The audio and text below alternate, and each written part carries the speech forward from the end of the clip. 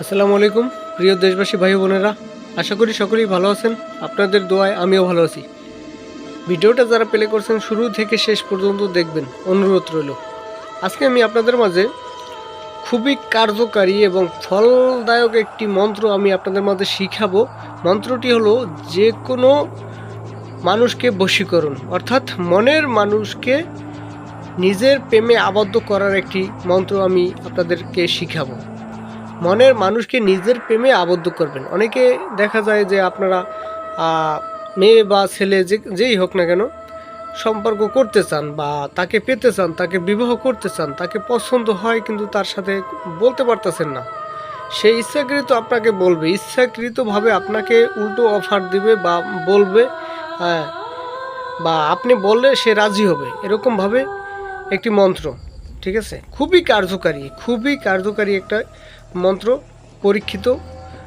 আর একটা কথা বলি, আপনারা যারা বিগত দিনে অনলাইনে প্রতারিত হয়েছেন, কবিরাজ তান্ত্রিকতার কাছ থেকে প্রতারিত হয়েছেন, টাকা পয়সা নষ্ট করছেন, আপনাদেরকেই বলছি। ঠিক আছে, আপনারা শুরু থেকে শেষ পর্যন্ত দেখবেন, নিজের কাজ নিজে করবেন। কোনো তান্ত্রিক কবিরাজকে টাকা পয়সা দিতে হবে না, নিজের কাজ নিজে করবেন। জাস্ট একটু মেধা খাটাইয়া একটু আমার কথাগুলো মনোযোগ সহকারে শুনে নিজের কাজ নিজে করবেন।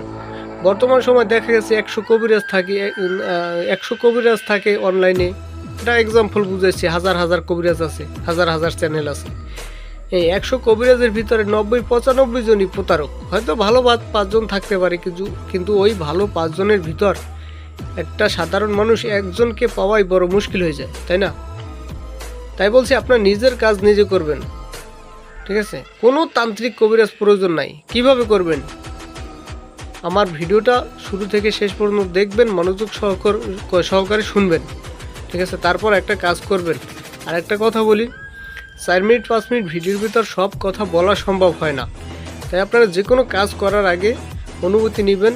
ঠিক আছে, অনুমতি নিতে হলে বা যে কোনো কাজ করার আগে স্ক্রিনে দেওয়া নাম্বার আছে, যোগাযোগ কইরা, ইমো আছে, হোয়াটসঅ্যাপ আছে, বা সরাসরি কল দিতে পারেন। নামাজের টাইমে কল দিবেন না, যোগাযোগ কইরা তারপরে আমার সাথে যোগাযোগ কইরা তারপরে সব কিছু বুঝা শুইনা, সব কিছু ডিটেলস যায় না, তারপর একটা কাজ করবেন। আরে ভাই, 100% কাজ হবে। যদি কাজ না হয়, আপনি স্ক্রিনে দেওয়া নাম্বার আছে, যা খুশি তাই বললেন যদি কাজ না হয়।